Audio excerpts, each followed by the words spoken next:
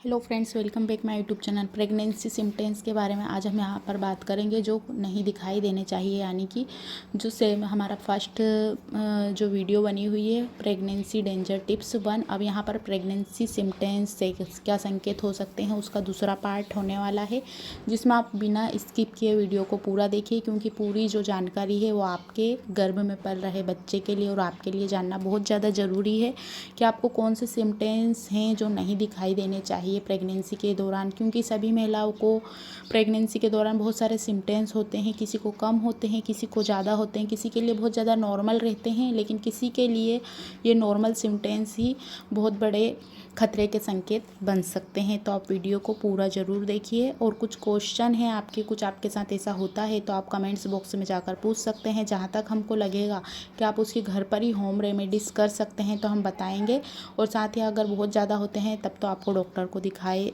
ना चाहिए बिना देरी किए हुए। तो पहले हम बात करते हैं गर्भावस्था के दौरान उल्टी होना। फर्स्ट से थर्ड मंथ में गर्भवती महिलाओं को उल्टी होना बहुत नॉर्मल बात है, और 80 से 70% महिलाओं को उल्टी होती है। कुछ भी खाया, सुबह में खाया, शाम को खाया, मॉर्निंग सिकनेस तो बोल नहीं सकते क्योंकि कभी भी खा सकते हैं आप, तब भी आपको उल्टियाँ हो सकती हैं। गर्भावस्था में उल्टी नॉर्मल है, लेकिन बहुत ज़्यादा ठीक नहीं है क्योंकि इसे हाइपैरेमेसिस ग्रेविडेरम कहा जाता है।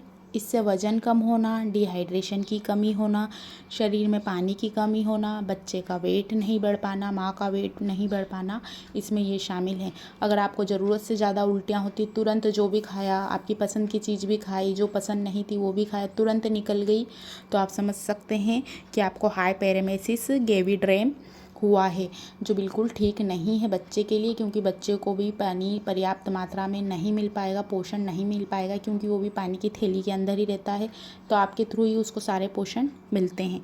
सेकेंड की हम बात करते हैं फ्रेश होना। कुछ महिलाओं को बहुत ज़्यादा प्रेगनेंसी जैसे ही कंसीव होती है तो उनको बहुत ज़्यादा शरीर में बदलाव होते हैं, हार्मोनल चेंजेस होते हैं। ऐसे में लूज मोशन होना, क्योंकि खाने में बदलाव आना या नहीं खाने का मन करना, उससे भी उनको लूज मोशन हो जाते हैं।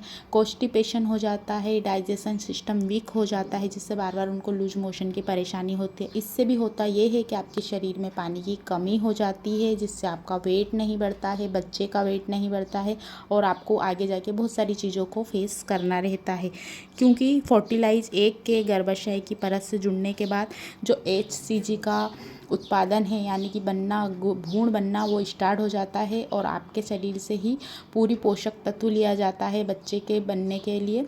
तो ये वाली प्रॉब्लम हो सकती है। तो अगर बहुत ज़्यादा फ्रेश होने में बहुत ज़्यादा लूज मोशन लग गए तो मन से टेबलेट ना लें, अपने डॉक्टर को दिखाइए कि हमारी प्रेगनेंसी कंसीव हो चुकी है और हमको ये वाली प्रॉब्लम हो रही है।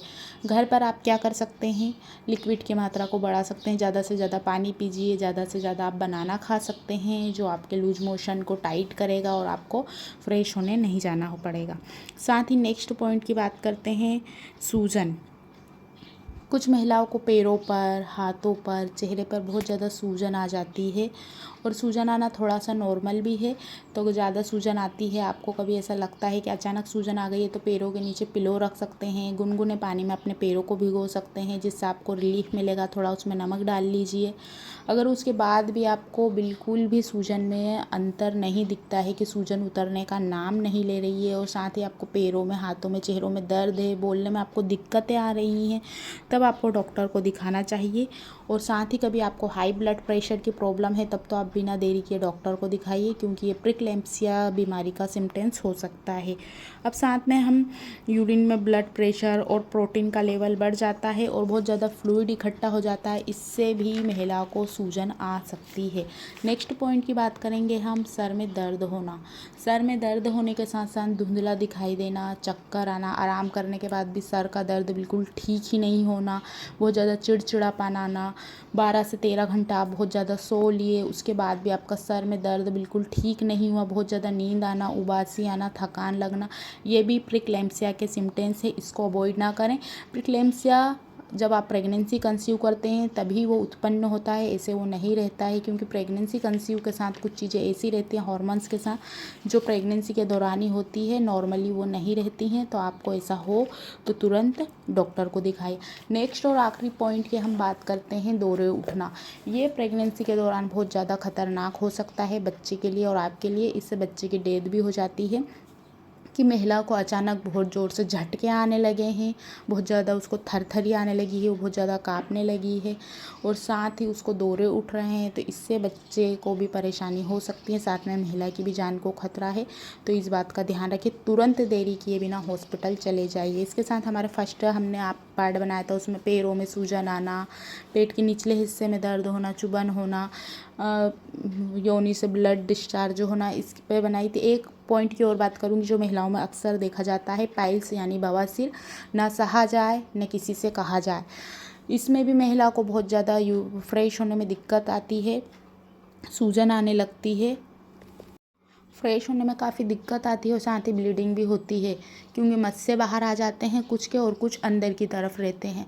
गर्भाशय का जब जैसे प्रेशर पड़ता है, दबाव पड़ता है, जो ब्लड वाली फ्लू रहती है उन पर पड़ने लगता है दबाव, जिससे ब्लड स्टार्ट हो जाता है। अगर बहुत ज़्यादा है तो डॉक्टर को दिखाइए, इससे आपके बच्चे का वेट नहीं बढ़ेगा, आपका वेट नहीं बढ़ेगा, शरीर में पानी की कमी हो सकती है, आपका जितना भी खाया पिया है वो वेस्ट जाएगा।